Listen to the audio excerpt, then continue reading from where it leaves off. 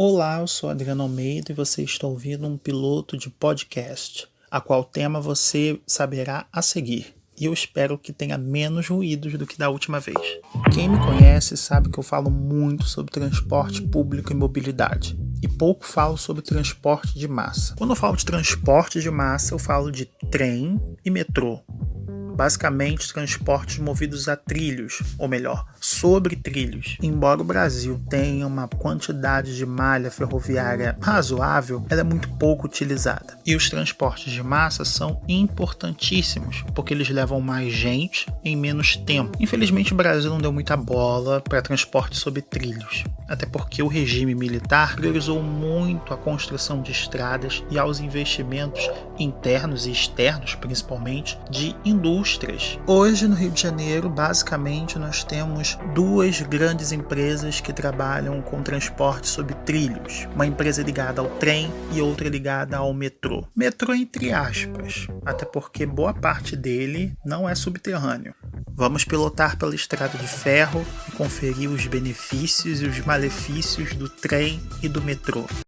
Antes de falar de qualquer benefício e malefício, antes de zoar trem e metrô, é importante falar da sua história. E especialmente no Rio de Janeiro, a história dos trilhos se confunde muito com a história dos bairros. Primeiro fato, a primeira estrada de ferro se chama Mauá, foi criada no dia 29 de agosto de 1852 e era no porto do Guia dos Pacobaíbas, em Magé. A primeira linha férrea foi o trecho entre Piabetá e Fragoso, chamado de Guia dos Pacobaíbas. Foi criada em 30 de abril de 1854. Até hoje, esse ramal se encontra em operação. O segundo fato é que foi Cristiano Ottoni, aquele cara da estação do VLT, que projetou a Companhia de Estrada de Ferro Pedro II. Ele liderou a construção de uma linha férrea que ligava o Rio de Janeiro à freguesia de Nossa Senhora da Conceição de Marapicu. Hoje vocês conhecem como Queimados. Nessa época já estava sendo criada a estação de Campo Central do Brasil, conhece? Engenho Novo, Cascadura e Machambomba. Esse nome aí vocês não conhecem, mas vocês devem conhecer outro nome, tipo Rainha da Baixada. Em 1889, depois da proclamação da República, essa estrada de ferro que ligava o Rio de Janeiro a Queimados passou a se chamar Estrada de Ferro Central do Brasil. É bom lembrar que essa extensão do Rio de Janeiro até Queimados, ela se expandiu em algum tempo depois. No mesmo ano de inauguração, essa estrada de ferro foi levada até a cidade de Belém, que hoje é Japeri. E à época, ela foi considerada a maior malha de trens suburbanos do Brasil. Essa malha era mais utilizada para cargas do que passageiros. Quando ela passou a receber passageiros, algumas empresas foram responsáveis pela administração delas.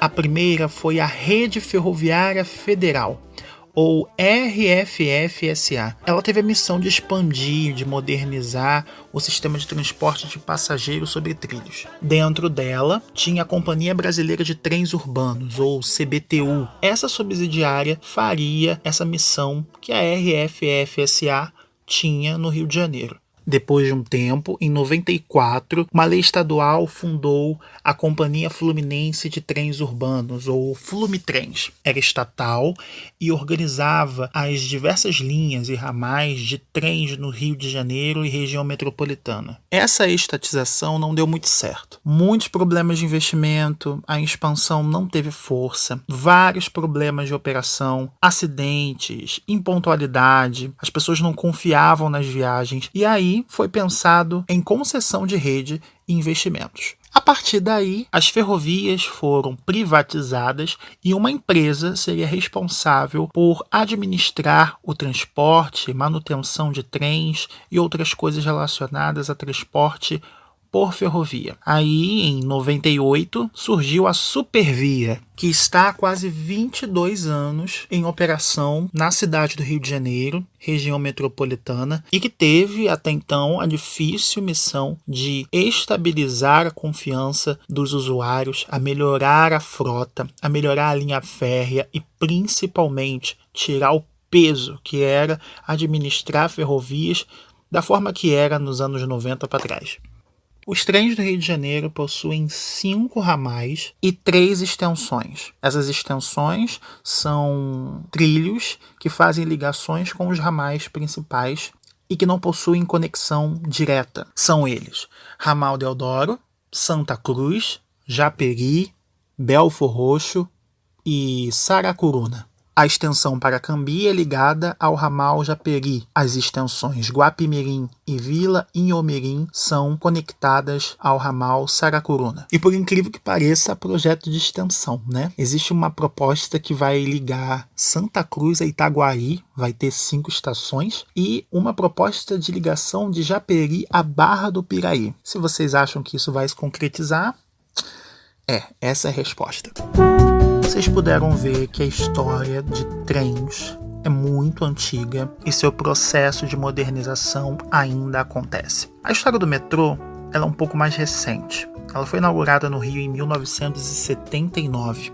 Hoje, ela conta com 41 estações e é o segundo maior sistema de metrôs no Brasil. Só perde para São Paulo. Os primeiros trilhos de metrô a serem criados foram em 1979. Tinha 4,3 quilômetros, era chamada de Linha 1 e tinha apenas 5 estações. Praça 11, Central, Presidente Vargas, Cinelândia e Glória. E pasme, só funcionava de 9 da manhã às 3 da tarde, mas já carregava muito. Demorou um ano para ela ser expandida e criarem a estação Estácio. A estação uruguaiana também surgiu naquela época e foi criada para desafogar principalmente a estação Cinelândia. Nos anos 80, outras estações foram criadas e a linha já chegava mais próximo da Zona Sul. Nessa época, já foi concluídas as obras da estação Botafogo e já tinha conexões com o Catete e o Morro Azul, que hoje é o Flamengo. Nessa época, a linha 2 já começava a criar forma. Ela ligava a estação do Estácio ao Maracanã e São Cristóvão, principalmente por causa das demandas de jogos de futebol. Nessa época, as expansões da linha 1 chegaram a Tijuca através das estações Afonso Pena, São Francisco Xavier e Sans Penha. Na linha 2, a expansão foi até Irajá, e já havia as estações Maria da Graça, Del Castilho e Inhaúma. No fim da década de 90, houve a primeira integração entre metrô e trem, e não foi na Central, foi na estação Triagem. Os anos 90 foram promissores para o metrô do Rio. A linha 1 voltou a crescer e chegou a Copacabana. A linha 2 ganhou a forma que tem hoje.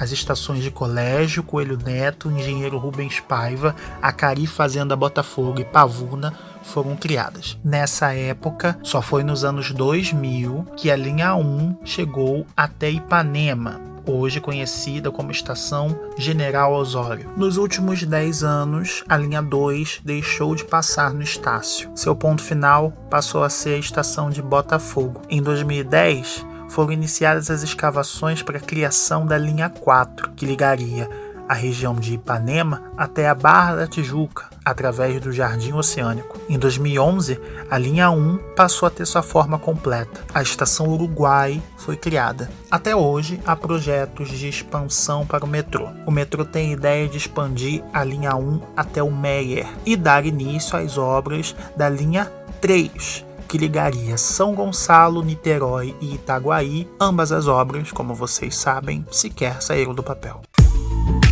Muita coisa sobre trem, muita coisa sobre metrô, mas a gente sabe que o melhor mesmo é o que passa mais próximo da nossa casa. Eu moro perto do trem. A minha estação é Ricardo de Albuquerque, ramal Japeri. Para mim é meio complicado pegar um ônibus e ir para a estação mais próxima de metrô e utilizá-lo. Mas há seus benefícios e seus malefícios em cada um deles. Muita gente não gosta da quantidade de camelôs que tem nos trens. A presença deles se deve principalmente pela falta de organização da segurança e da construção das próprias estações que permitem que os ambulantes possam driblar as medidas de fiscalização. Já no metrô, a coisa é diferente. As estações foram bem feitas de uma forma em que as pessoas não tenham outro acesso a não ser pelo acesso principal. Quando há camelô dentro do metrô, geralmente é porque eles vêm da Zona Norte, em estações pouco seguradas. Aqui não vai uma crítica sobre a quantidade de camelôs e nem se os camelôs podem ou não trabalhar. Até porque a gente sabe muito bem que essa gente precisa do seu ganha-pão. Tô falando mais porque realmente tem gente que se incomoda. Uma outra coisa que destoa muito entre os dois é a pontualidade. É óbvio que o metrô é bem mais pontual do que o trem. Muitas vezes a gente fica esperando 20, 30, 40 minutos por um trem quando há problemas técnicos. Quando não há problemas técnicos, às vezes acontece de ter atrasos simplesmente porque a construção das vias férreas da supervia seguem uma espécie de afunilamento quando se chega próximo da Central do Brasil, que é o ponto final de todos os ramais da supervia. No metrô, não há variantes de serviço expresso, semi-expresso. Todos os trens são paradores e eles seguem um ao outro. Isso significa que a pontualidade deles, obviamente, vai ser melhor e mais objetiva. O trem tem serviços expressos, serviços variantes, até um ponto positivo. No melhor dos dias da supervia, eu consigo fazer do meu bairro até a Central do Brasil em 25, 30, às vezes 35 minutos. Coisa que talvez eu faria também com o metrô, mas que não compensa por questões de vou ter que pegar um ônibus para ir para Pavuna e lá pegar um trem parador para a Central do Brasil. Não é vantajoso para mim. O ar-condicionado é bem melhor no metrô, mas se prepare, porque mesmo no frio, o ar não desliga e nem diminui temperatura. Já no trem, quem é do ramal privilegiado Deodoro tem a mesma sensação de quando pega o metrô. Os demais ramais, alguns, o ar nem funciona. O metrô não leva até a Baixada, e isso é um problema, já que facilitaria muito a vida de quem mora em São João ou até mesmo em Nova Iguaçu. A vantagem é de que com o metrô você consegue chegar na Zona Sul e na Barra da Tijuca. São benefícios que a supervia não tem, mas ela sim consegue chegar até a Baixada. E por último, e bastante bizarro, é o sistema eletrônico dos trens. Sério, gente, o do metrô é infinitamente melhor.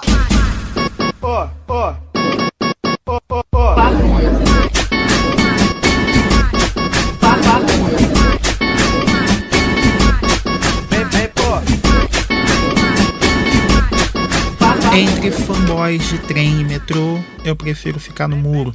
E eu peço a você a sua opinião. Claro, não só sobre trens e metrô, mas principalmente sobre esse podcast. E aí, como agora eu estou nas plataformas digitais, eu preciso de uma opinião formal. Você pode enviar a sua mensagem para adri@almeidaufrj@gmail.com. Se você tem meu número do WhatsApp, é claro, você pode mandar uma mensagem para mim diretamente. No próximo episódio, eu vou falar mais sobre o BRT e o sistema dito de massa. Até a próxima.